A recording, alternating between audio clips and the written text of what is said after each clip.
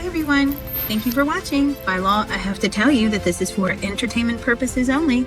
All videos are property of Psychic Liz Cross, LLC. Thank you.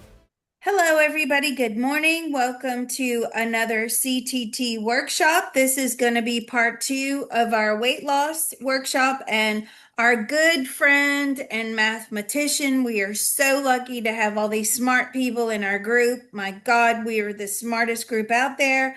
It has put together all these questions to get to the bottom of the weight loss problem, right? Now, a lot of this may not, or it may, but it may not apply to healthy people that don't have weight issues. If you're like me, I look at food and I put on weight. My mom used to say, a moment on the hips, a moment on the lips, a lifetime on the hips. And boy, she was not kidding. All right, Horizon, how are you? I'm pretty good. How are you? Let's bring the panel in and May Wen Okay. Ho. Yep. Okay. So we have May Wen Ho, we've got Ramanujan, we've got Yeah. Turing. Let's start. I'm excited. So let's start with regarding visceral fats. Okay, visceral So fat. yeah. So is there a difference between visceral fats and other type of fats in the body? Ooh, is there a difference between visceral fat and Yes, there's a major difference. Yes, What's visceral the difference? fat Yeah. is extremely toxic, unhealthy. Other fat can just be a cushion, but the Mm, visceral fat seems to, according to May Wen Ho, hold more toxic chemicals and bad things in the fat cells. yeah. So why does the body deposit sort of the visceral fat around the organs? Why does the body deposit visceral fat? Because there's nowhere else for it to go. It just does it in store fat intelligently. It can, yes. It Because also depends upon body shape and things like that as well, just where you're prone to storing fat. But yeah. visceral fat is deadly. So, how does the body know when to convert fat into visceral fats and or other types of fat? How does it decide which ones to store as?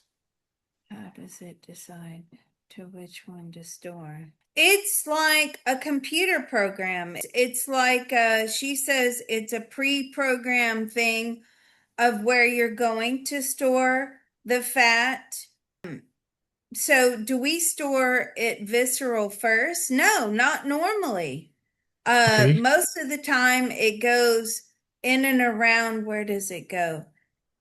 For as well. Now it's different for male and females as well, because she's saying for females, we're prone to storing fat around the thighs, buttocks area, arms, that area. And I'm saying, but what about now? Males have they're prone to storing fat around the midsection. Yeah. With males, they tend to show there first. Females, they tend to lay down some sort of cushion, but then when those cells are exhausted, then it starts storing it viscerally. Is this something the souls have decided? Like the body's going to store visceral fats? Oh, is this something that is pre-programmed before we get here? The souls? Yes, absolutely, 100%. Yes. How does the soul know to store fat in this way? Well, it depends on what's going on in the lifetime. So let's ask this question, if you don't mind.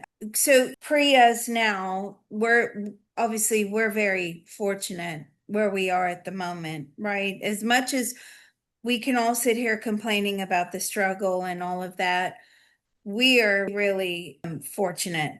So let's ask this question. Well, so primitive man, did they auto store fat for like the winter or colder month? Yes, they did. They did auto store. So, do we still carry that programming? Some of us still do. I swear, I think I carry that programming. She just Mm. told me you do. I knew it. I knew it. My body has not caught up to modern 24-hour access to food. It's used to famine and starvation. I knew that.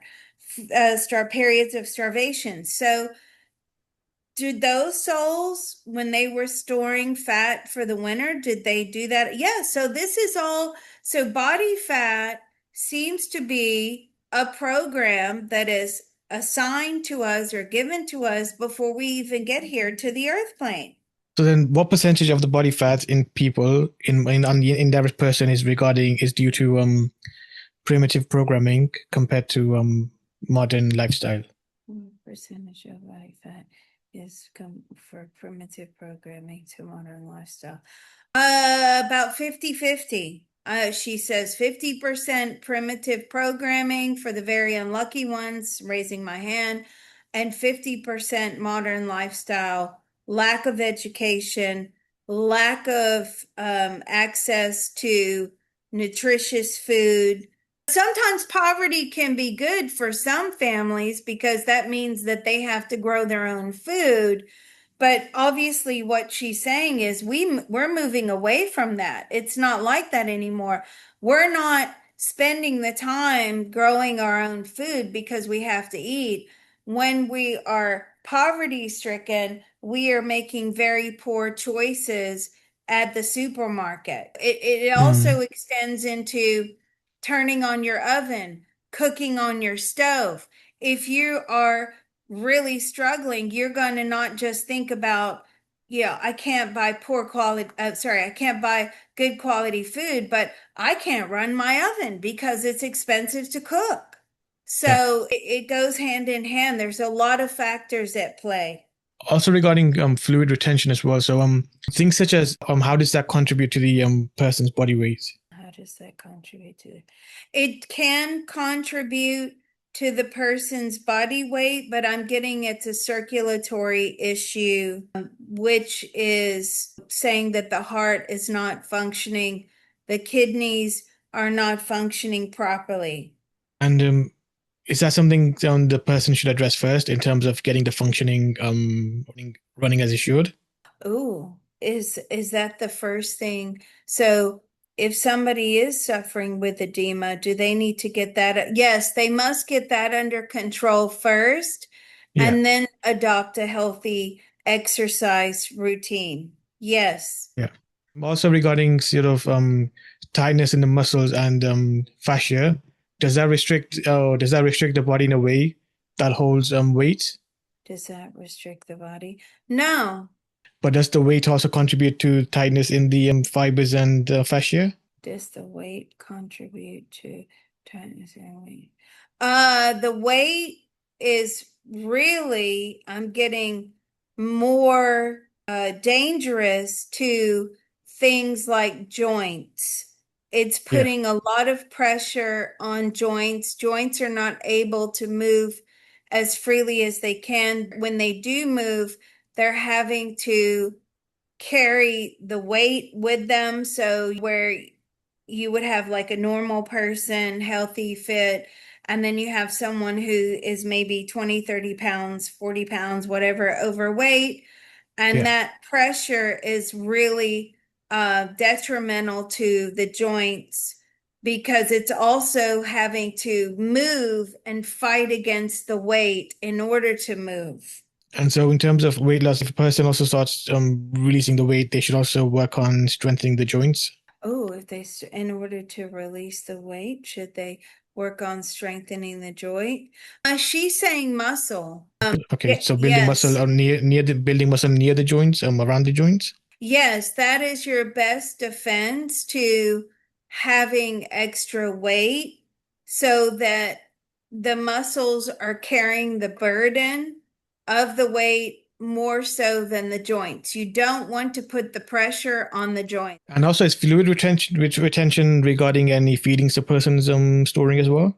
Oh, is fluid retention, is that also regarding any feeding store Feelings, feeling storing feelings stored in within the body. feeling stored within the body? Yes, it can Yeah. be. Okay. So, is there a way to release that? Is there something people can do to release those feelings first? Is there something that people can? Yes, you could focus on whatever is obstructing the weight loss, Right. obstructing the ability to be healthy. So would it be Um, better to transmute or to remove? Removal is key, but for those of us that, you can really mess yourself up in CTT if you're doing mm, removals and you're not doing it properly. So in that case, I'm going to ask, can we do like transmutation? Yes, but you want to transmute that negative energy into a positive white light self love that promotes weight loss and health.